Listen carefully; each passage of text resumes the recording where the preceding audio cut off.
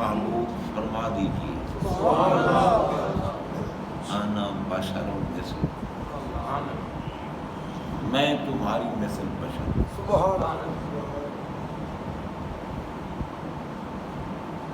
बाज़ लोगों ने इन कलिमात तय्यबात का सहारा लेते हुए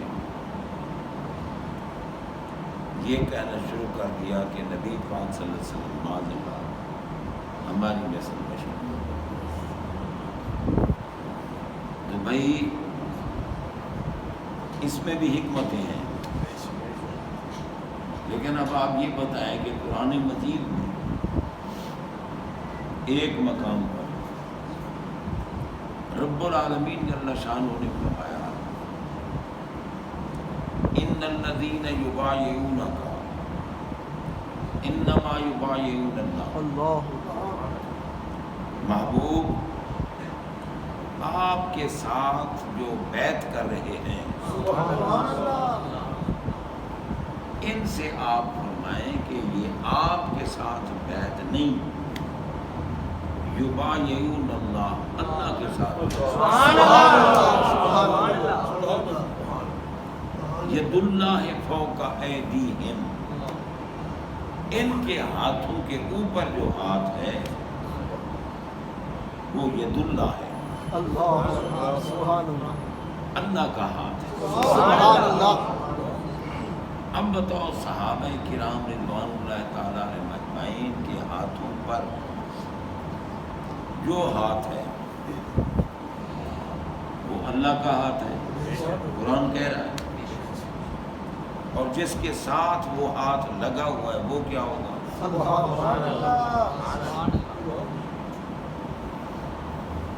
पूछो ना भाई, आना बशरुम मिस्लुकुम तो नजर आया तुम्हें, ये क्यों नहीं नजर आता?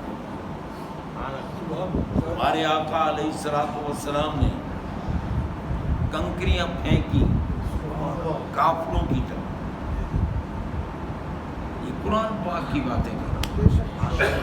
अल्लाह ताला ने फरमा दिया वमा रमैता इज़ रमैता वलाकिन्नल्लाह रमा, आपने नहीं फेंकी, सुभान अल्लाह, जब आपने फेंकी। वमा रमैता, आपने नहीं फेंकी, इज़ रमैता, जब आपने फेंकी, वलाकिन्नल्लाह रमा, लेकिन अल्लाह ने फेंकी। सुभान अल्लाह। अब आप बताएं, आयात में तो ये है, उधर है आना बशरुम मिस्लुकुम। अब किस आयत को किस पर तरजीह दोगे? ये आयतें आयात मुतशाबहात में से, ये आयात मुहकमात में से नहीं कि बैन ही उनको माना। ये हैं आयात मुतशाबहात जिनकी तावील ज़रूरी है। अब कुल अन इन्नमा अना बशरुम मिस्लुकुम, महबूब आप कह दें कि मैं तुम्हारी मिसल बशर हूँ। बशरियत, हम जितने बैठे हैं हम सारे बशर हैं या नहीं? हमें ज़रूरत है कहने की? मुझे ज़रूरत है, मैं अब मिंबर पे बैठा हूँ, आपको कहूँगी मैं मियाँ बशर, तुम्हारी मिसल बशर। आप कहेंगे तेरी बशरियत को हमें नज़र आ रही है। बशरियत एक ऐसी चीज़ है जो बुशरा, ज़ाहिरी चेहरा मोहरा, वो एक ऐसी चीज़ है जो मोमिन को भी नज़र आती है, काफिर को भी नज़र आती है। वो हज़रत सिद्दीक़ अकबर को भी बशरियत नज़र आती है, अबू जान को भी बशरियत नज़र आती है, जो सबको नज़र आती है। उसके कहलवाने की क्या ज़रूरत है? आप कहें कि मैं बशर हूँ, आखिर कोई हिकमत तो होगी ना कहलवाने में। अब आप देखें जितने कमालात हैं हमारे आका अलैहिस्सलातु वस्सलाम, जितने औसाफ हैं, जितने कमालात, अल्लाह ताला ने सब का ऐलान खुद किया। ये नहीं फरमाया कि कुल अना नूरुम मिन नूरिल्लाह। आप कहेंगे कि मैं, आप कहें कि मैं अल्लाह के नूर में से नूर हूँ। یہ نہیں فرمایا. اللہ نے سارے کمالات کا اعلان خود کیا. نبی ہونے کا اعلان اللہ نے کیا, رسول ہونے کا اعلان اللہ تعالیٰ نے کیا, نور ہونے کا اعلان اللہ تعالیٰ نے کیا, برہان ہونے کا اعلان اللہ تعالیٰ نے کیا, رحمت للعالمین ہونے کا اعلان اللہ نے کیا, شاہد ہونے کا اعلان, مبشر ہونے کا اعلان, نذیر ہونے کا اعلان, داعی اللہ ہونے کا اعلان, سراج منیر ہونے کا اعلان رب نے خود کیا. سبحان اللہ, سبحان اللہ. اور جب بشریت کی باری آئی تو میں کل آپ کہہ دیں یا اللہ تو خود کیوں نہیں فرماتا کہ قد جاءکم بشر مثلکم, تمہارے پاس تمہاری مثل بشر آ گیا. تو میں محبوب جو عارضی اختیاری صفت ہوتی ہے, عارضی اختیاری صفت ہوتی ہے, وہ موصوف خود کہہ سکتا ہے, دوسرا کوئی نہیں کہہ سکتا. اب جیسے ایک ملک کا بادشاہ ہو, بادشاہ کی بات کر رہا ہوں, بادشاہ کی ملکیت ہوتی ہے وہ ملک. یہ جو وزیر اعظم ہوتے ہیں, صدر ہوتے ہیں, ان کو تو ہم بناتے ہیں, کچھ دنوں کے لیے بناتے ہیں, پھر ہٹا دیتے ہیں, پھر اور بنا لیتے ہیں.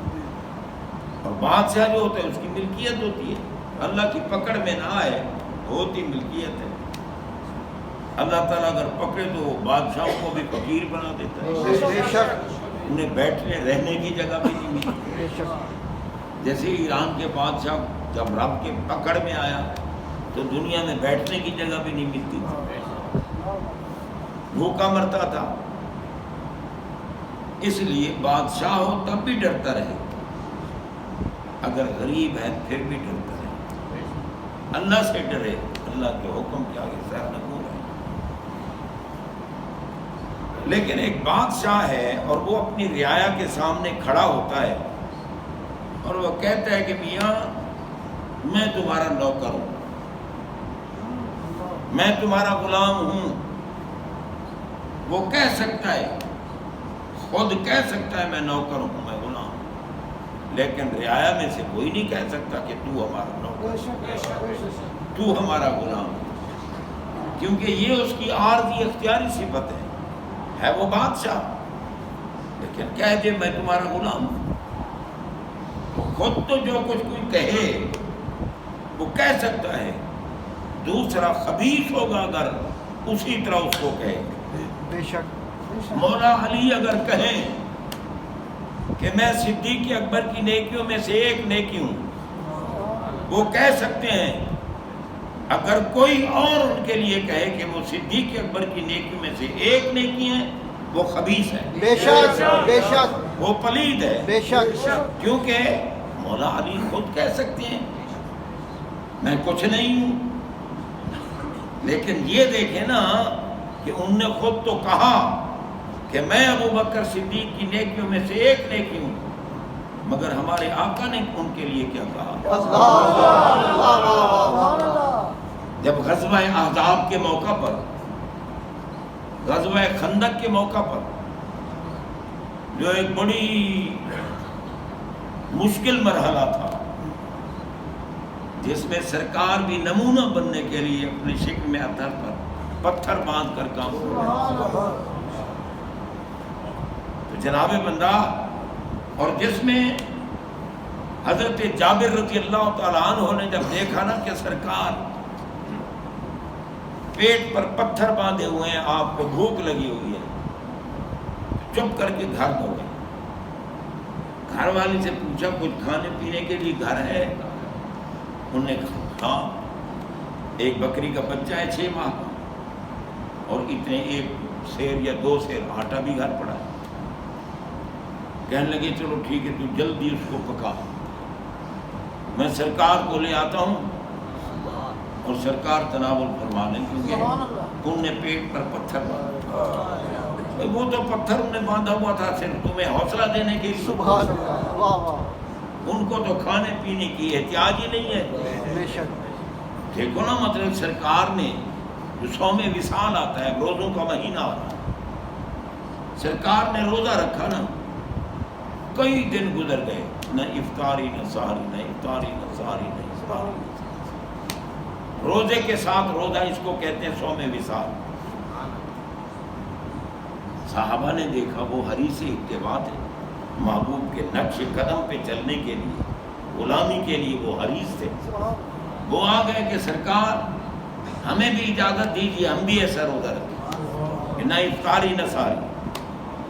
نہا رسول اللہ صلی اللہ علیہ وسلم عن الوصال، بخاری شریف کی حدیث ہے، سرکار نے منع فرمایا، اللہ میں نہیں، تم ایسا روزہ نہیں رکھ سکتے۔ ایک صحابی عرض کرنے لگے انا کا تواصل یا رسول اللہ صلی اللہ علیہ وسلم، آپ تو ایسا روزہ رکھتے ہیں اور ہمیں منع فرماتے ہیں۔ پھر میں ایوکم مثلی، کون ہے تم میں میری مثل؟ واہ واہ واہ، سبحان اللہ، سارے صحابہ سامنے تھے، سب کو کہا ایوکم مثلی، کون ہے تم میں میری مثل؟ تو جناب بندہ، اب صحابہ نے کیا جواب دیا؟ انہوں نے قرآن نہیں پڑھا ہوا تھا، انا بشر مثلکم۔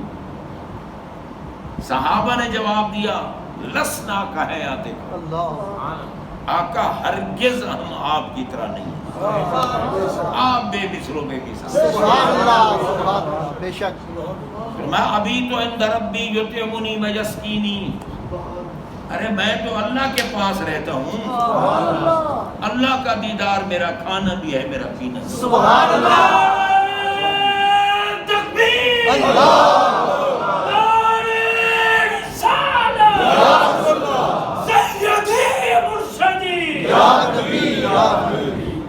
فرمایا کون ہے تم میں میرے مثل؟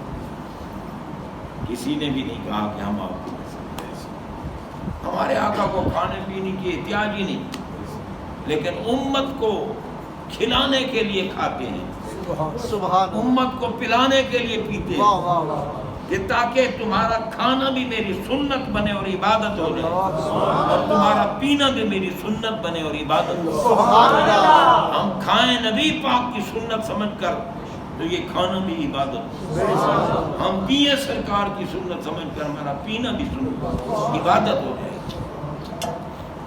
لیکن حضرت جابر رضی اللہ تعالیٰ عنہ نے دیکھا نا، سبحان اللہ، تو گھر جب وہ مختصر سا کھانا تیار ہو گیا تو سرکار کے پاس حاضر ہوئے، عرض کی سرکار تھوڑا سا کھانا میرے گھر تیار ہوا ہے، آپ مہربانی فرمائیں تشریف لے چلیں۔ سرکار میں اچھا کھانا تیار کیا گھر میں؟ جی۔ صاحب حضرت میں آؤ چلے جابر کے پاس۔ سبحان اللہ، کیا حضرت جابر پریشان ہو گئے کہ کھانا تو صرف سرکار کے لیے ہم نے تیار کیا ہے، تو ساری فوج کو لے کے چل پڑے، لیکن صحابی رسول تھے، ان کے دل نے گواہی دی، اور جو لے کے آ رہے ہیں کھلائیں گے۔ سارے صحابہ کو لے کے سب کو کھلا دیا۔ تو حضرات محترم، وہ ایک مشقت کا دن تھا، اور جو سب سے زیادہ اترانے والا، تکبر کرنے والا، غرور کرنے والا تھا عمر ابن عبد ود، اپنا بہت بڑا پہلوان سمجھتا تھا، بڑا جسیم رحیم، جنات کی طرح جسم، آیا اپنے گھوڑے پہ سوار اور مولا کائنات کو کہا کرو کرو حملہ کرو۔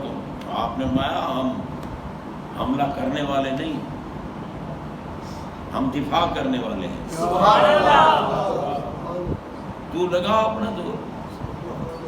سرکار نے اپنی دستان پاک ان کے سر پہ رکھی، سبحان اللہ، علی پاک کے سر پہ، واہ واہ واہ، سبحان اور بھیجا جب میدان میں، اور علی پاک گئے نا، اور علی پاک نے جب ضرب لگائی، اس کے جواب میں ضرب لگائی، جارحیت نہیں کی، دفاع، جارحیت اس نے کی، کچھ بھی نہیں ہوا، نہ علی پاک کو کچھ ہوا، نہ ان کے گھوڑے کو کچھ ہوا۔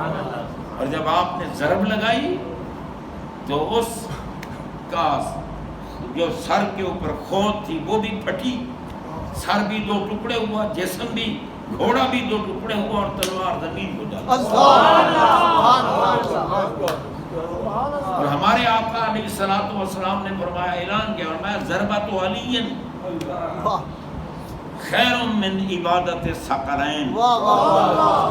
میں آج جو ضرب لگائی ہے نا علی نے، پورے جنات اور انسان کی عبادت سے یہ ایک ضرب افضل ہے۔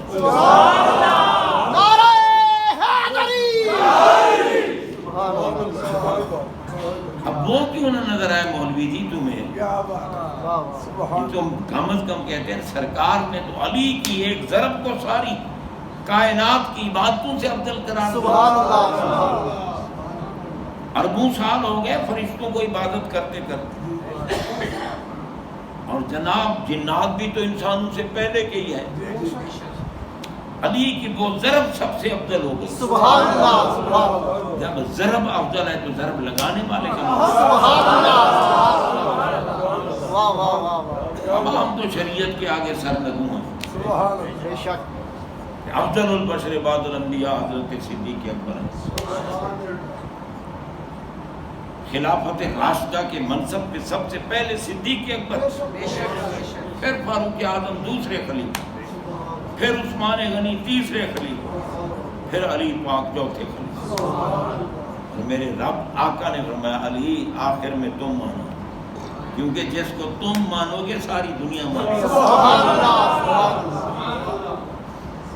مصدق بن کے آئے، اور پھر ابھی سرکار نے اعلان کیا نا 30 سال خلافت راشدہ، خلافت راشدہ علی منہاج النبوت ہے، یعنی جس طریقے پر نبی نے دنیا کو چلایا اسی طریقے پر خلیفہ راشد چلاتا ہے۔ تو جناب آپ میں 30 سال رہے گی، اس کے بعد پھر ملوکیت آ جائے گی۔ حضرت علی پاک جب شہید ہوئے تو ابھی 6 مہینے خلافت راشدہ کے بعد حسن پاک خلافت راشدہ پہ آ گئے، وہ بھی خلیفہ رشید رہے، ان کی بھی خلافت راشدہ تھی، اور انہوں نے دیکھا کہ آج خلافت راشدہ کا آخری دن ہے اور یہ ختم ہو گیا تو اگلا دن ملوکیت کا آ جائے گا، اس لیے میں اس کو چھوڑ دیتا ہوں اقتدار کو، تاکہ میں خلیفہ راشد رہوں، آگے جو ہے وہ ملوکیت پہ۔ تو وہی 5ویں خلیفہ حضرت امام حسن بھی ہیں، ان کو بھی شمار کیا کرو، یہ نہیں کہ ان کا ذکر ہی نہیں، ان کی بات ہی نہیں، وہ بھی خلیفہ راشد ہیں۔ تو حضرات محترم یہ احکام شرعیہ ہیں جن کے آگے ہم سر نگوں ہیں، ورنہ میرے نبی کی اہل بیت تو اہل بیت ہے۔ سبحان اللہ، بے شک۔ آپ دیکھیں کون سا کمال ہے سوائے نبوت کے جو علی میں نہیں؟ سبحان اللہ، بے شک۔ جو کمالات علی میں ہیں وہ سارے کمالات اور کسی میں نہیں۔ بے شک۔